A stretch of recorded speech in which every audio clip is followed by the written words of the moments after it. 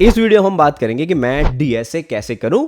एक मुझे अच्छी कंपनी निकालनी है, टॉप प्रोडक्ट बेस्ड कंपनी हो या फिर सर्विस बेस्ड कंपनी हो। अब डीएसए तो पूछा जाएगा, अब डीएसए मैं करूंगा कैसे, मतलब किस प्रकार करूंगा, क्या क्या मिस्टेक मुझे अवॉइड करनी है। और इस पूरी जर्नी को अगर आप फॉलो करोगे और कोई भी मिस्टेक जो मैं बताऊंगा इसमें से नहीं करोगे और जैसे जैसे मैं बताऊंगा वैसे पूरा डीएसए करोगे तो ईजिली हो जाएगा। अब इसको करवाएगा कौन, इस पूरी प्रक्रिया को?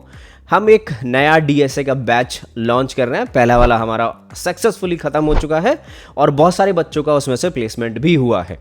अब ये बैच है स्टार 2.0, लिंक इसका डिस्क्रिप्शन में है, आप एनरोल कर सकते हो जाके। अब ये पूरा बैच किस प्रकार चलेगा और मैं बताता हूँ आपको क्या क्या मिस्टेक्स नहीं करनी है। पूरा बैच मैं बताता हूँ कैसे चलने वाला है। सबसे पहले ये बैच जो होने वाला है वो होने वाला है हमारा जावा प्लस डीएसए।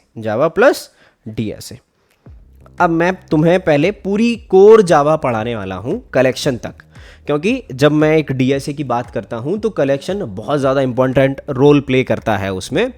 तो पहले हम कोर जावा कंप्लीट करने वाले हैं, ठीक है।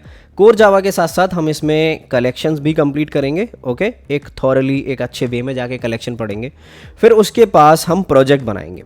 अगर आप वेबसाइट पे देखोगे तो आपको प्रोजेक्ट सेक्शन दिखेगा, उसमें 4 प्रोजेक्ट हम बना रहे होंगे ओवरऑल।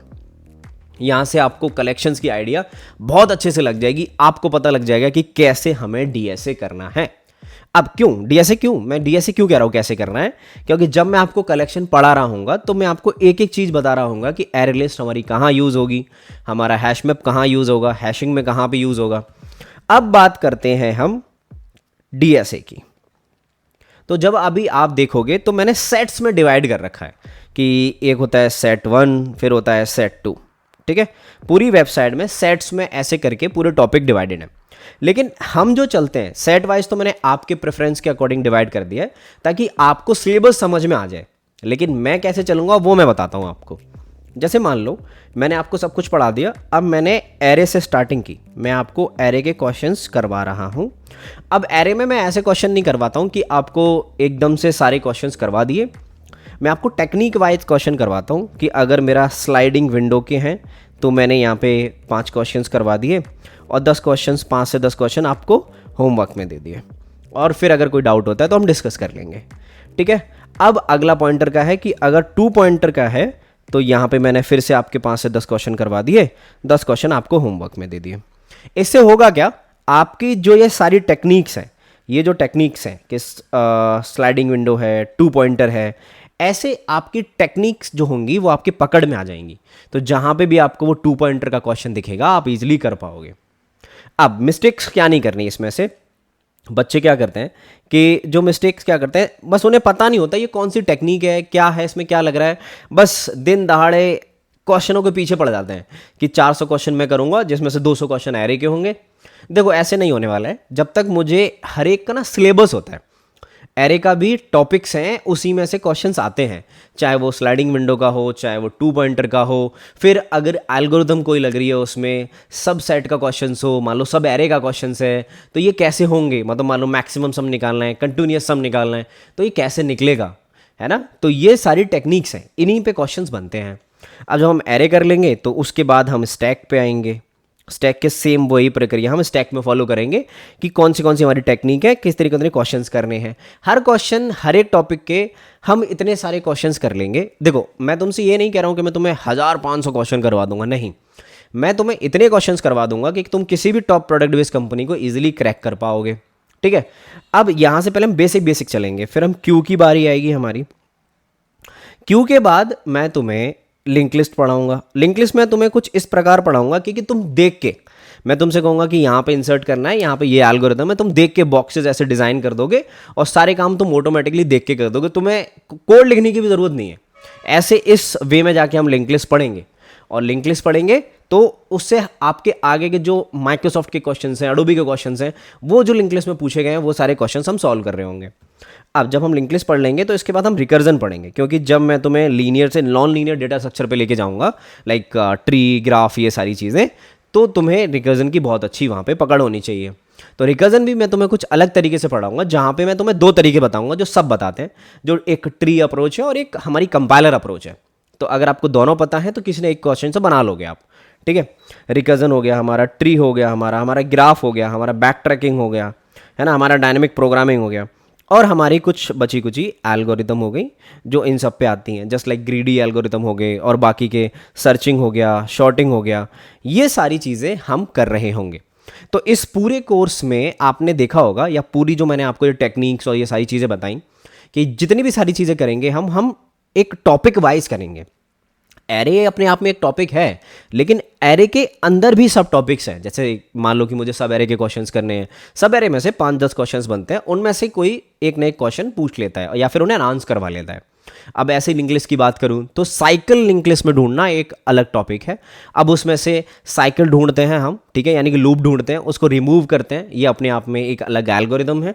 फिर हम ऐसे ही अगर ट्री की बात करूं तो ट्री में व्यूज प्रिंट करवाना, यानी कि top view, down view, left view, right view, ये बाइनरी ट्री में अपने आप में एक टॉपिक है, ठीक है। अब मैं बात करता हूं कि सम मेरे को निकालना है, एक के सम निकालना है, वो भी बाइनरी ट्री में अपने आप में एक टॉपिक है।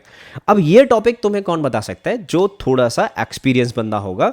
आप अपने आप से इन टॉपिक्स को ढूंढ तो लोगे, लेकिन आपको टाइम लगेगा। तो आपको ये मिस्टेक नहीं करनी है बिल्कुल भी कि दिन दहाड़े मैं करता जा रहा हूं। और एक बच्चों को बहुत ज़्यादा आजकल एक कंफ्यूजन रहती है कि डीएसए के नोट्स, भैया देखो, पहली बात, डीएसए के कोई नोट्स नहीं होते। मतलब मैं आपको जेन्युइनली बता रहा हूँ, मैं कैसे बनाता हूँ। देखो, मेरे लिए अभी मैं अफोर्ड कर सकता हूँ, इसलिए मेरी सैलरी इतनी है कि मैंने ये ले लिया है, ठीक है। हाँ, जब तक मैं इसको नहीं कर सकता था, आज से 1-2 साल पहले, तब तक मैं भी आप लोगों की तरह कॉपी पेन पे लिख के जो क्वेश्चंस मैंने किए हैं उनको मैं बनाता था। तो अगर आपके पास आईपैड नहीं है, आप एक चुपचाप कॉपी पेन लो और जो क्वेश्चन आप सॉल्व कर रहे हो उनका लॉजिक लिखो, ठीक है। आप हर एक के अगर नोट्स बनाने बैठोगे तो सालों लग जाएंगे, क्योंकि हमें तो बहुत सारे क्वेश्चन सॉल्व करने हैं। तो डीएसए के नोट्स की तरफ मत भागो। डीएसए के नोट्स टेक्निक के बनाने हैं कि मैंने ये क्वेश्चन सॉल्व किया है, इसके 5 क्वेश्चन ये हैं, इसकी ये टेक्निक है, ये लगती है इसमें। अब आपको समझ में आ रहा होगा कि आपको डीएसए मैं किस तरीके से करवाऊंगा और आपको किस तरीके से फॉलो करना है। अगर आप मेरे साथ इस पूरी जर्नी में चलना चाहते हो तो डेफिनेटली आप इस कोर्स को एनरोल करो, लिंक डिस्क्रिप्शन में दे रखा है। अगर आप एनरोल भी नहीं करना चाहते हो तब भी कोई प्रॉब्लम नहीं है, आप इस टेक्निक को खुद से फॉलो करो। लेकिन फिर वही बात है कि आपको बहुत ज़्यादा टाइम लग जाएगा, क्योंकि मैं पढ़ा रहा हूँ तो मुझे पता है कि कौन सी चीज़ें मुझे किस वे में करवानी है। मैं आपको एक प्रॉपर हर एक बैच को शीट देता हूँ, जिसमें हम बच्चों को ये बताते हैं कि इस पूरी शीट में से आपको क्वेश्चंस करने हैं। और मैं आपको सही बताऊँ, लास्ट टाइम भी जब मैंने एरे के क्वेश्चन स्टार्ट किए थे तो एक बच्चा जोस टेक्नोलॉजी में प्लेस्ड हुआ था, ठीक है। और वो क्वेश्चन जो मैंने उस शीट में लिखे थे वही क्वेश्चन उस बच्चे से उस शीट में से पूछे गए थे। क्यों? क्योंकि देखो, हम इंटरव्यू लेते हैं या फिर हम आपको पढ़ा रहे हैं तो हमें पता होता है कि कौन से क्वेश्चंस इंपॉर्टेंट हैं, तो हम उसमें लिख देते हैं। तो मैं ये नहीं कह रहा कि मैं एक बहुत ज़्यादा बड़े लेवल पे मुझे बहुत ज़्यादा पता है कि ये क्वेश्चन ही पूछा जाएगा, नहीं। मैं अपने एक्सपीरियंस के हिसाब से बता सकता हूँ आपको ये क्वेश्चंस इंपॉर्टेंट है, और 90% केसेस में वही चांस होता है कि क्वेश्चन वही पूछा जाएगा या फिर उसके अराउंड कोई क्वेश्चन पूछा जाएगा। और अगर उस सीट में से भी क्वेश्चन नहीं फंसता है तो इस लेवल की प्रिपरेशन हम कर लेंगे कि आप कोई भी क्वेश्चन आप मेरे सामने मैं आपको दूंगा और आप ऐसे करके सॉल्व कर दोगे। आई होप ये पूरा आपको क्लियर हुआ होगा कि हम कैसे करेंगे चीज़ों को। और डेफिनेटली जो बच्चे एक बैच का इंतज़ार कर रहे हैं कि डीएसए भैया कब आएगा, तो लो जी, डीएसए आ गया है, आप एनरोल कर लो।